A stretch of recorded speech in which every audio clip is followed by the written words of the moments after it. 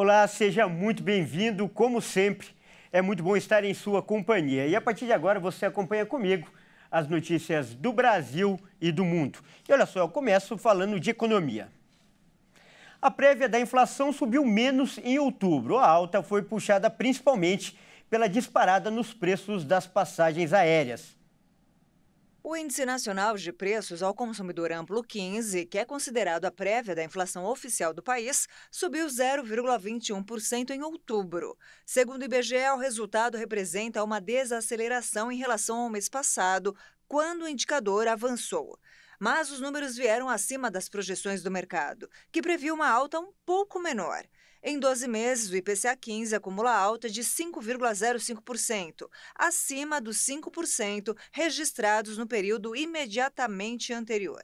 Já em 2023 até aqui, a prévia da inflação já avançou 3,96%.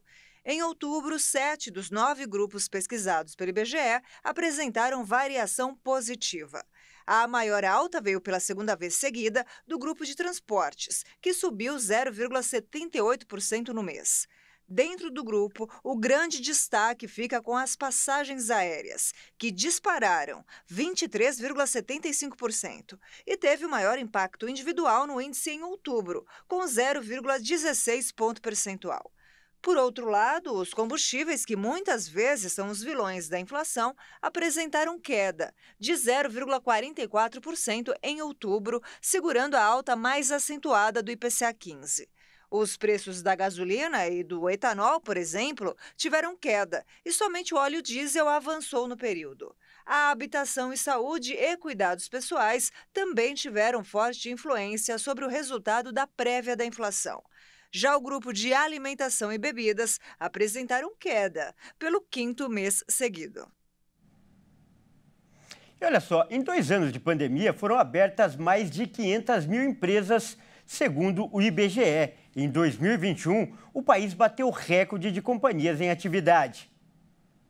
O Brasil registrou em 2021 o 3º ano seguido com saldo positivo na abertura de empresas no país. De acordo com o IBGE, no 2º ano da pandemia, havia no país 5.196.000 companhias, um recorde de empresas privadas em atividade.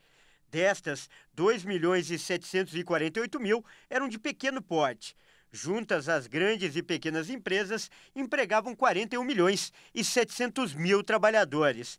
Ainda de acordo com o levantamento Demografia das Empresas e Estatísticas de Empreendedorismo, nos 2 primeiros anos da pandemia de Covid-19, 2020 e 2021, o Brasil registrou a abertura líquida de mais de 512 mil empresas privadas.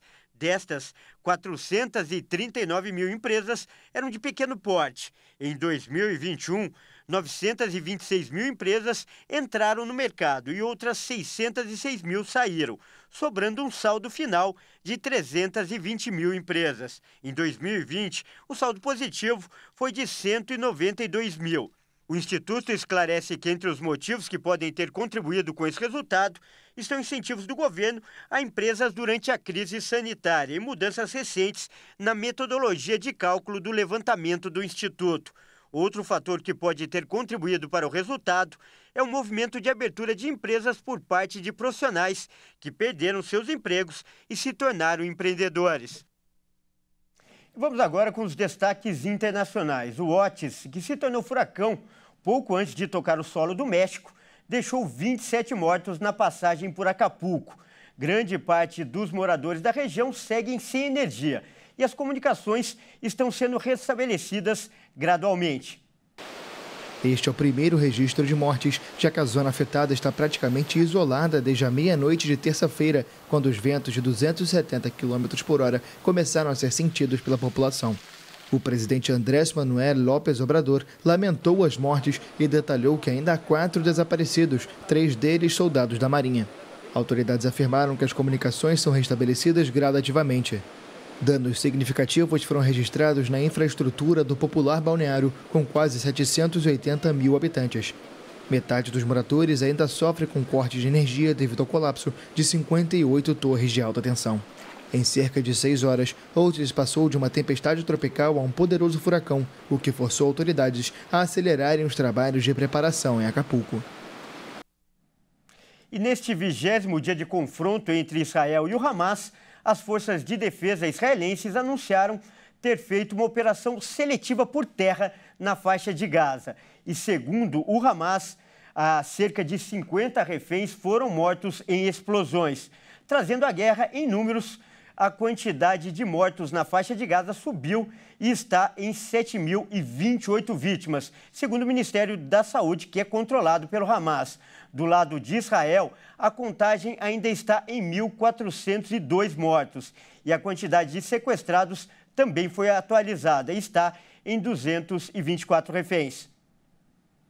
As Forças Armadas israelenses afirmaram que a ação é parte da preparação para a incursão terrestre no território palestino, controlado pelo Hamas. O primeiro-ministro israelense Benjamin Netanyahu afirmou na noite de quarta-feira que a ofensiva por terra estava sendo preparada em conjunto com os intensos bombardeios contra Gaza. Imagens divulgadas pelo Exército mostram uma coluna de veículos blindados e escavadeiras que atravessam o que parece ser uma cerca de fronteira. Israel realiza uma grande resposta militar depois que combatentes do Hamas invadiram o país no dia 7 de outubro e mataram 1.400 pessoas, a maioria civis, além de tomar mais de 220 reféns. O exército de Israel bombardeia Gaza de forma incessante desde então. As autoridades palestinas afirmaram nesta quinta-feira que mais de 7.000 pessoas morreram, incluindo quase 3.000 crianças. E olha, ainda sobre esse assunto, as forças de defesa de Israel afirmaram que eliminaram terroristas e neutralizaram ameaças durante a incursão por terra nesta quinta-feira. No X, o antigo Twitter, o Exército informou que caças realizaram ataques aéreos e mataram o comandante Hassan Abdullah. E olha só, eu mudo de assunto agora para falar que pelo menos 18 pessoas morreram e 13 ficaram feridas no estado do Maine, nos Estados Unidos, depois de que um homem abriu fogo em uma pista de boliche. Centenas de policiais estão fazendo buscas pelo criminoso, inclusive com o auxílio de helicópteros. O incidente aconteceu durante a noite desta quinta-feira. Em uma foto divulgada pelo gabinete de um xerife em uma rede social, é possível ver um suspeito armado. De acordo com a polícia, o atirador abriu fogo contra as vítimas em uma pista de boliche e também em um bar. Os dois locais ficam a cerca de 6,5 km de distância um do outro. O atirador está foragido e já foi identificado. Ele tem 40 anos de idade. A polícia e o governo de Maine pediram para que as pessoas procurem locais seguros. Foi decretado uma espécie de lockdown. Estabelecimentos comerciais e empresas também foram orientados a fecharem as portas. As aulas desta quinta-feira foram suspensas nas escolas públicas de Lewiston. Bom, é isso aí. Essa edição fica por aqui. Eu agradeço demais pela sua companhia e convido a continuar ligado em nossa programação. Até mais!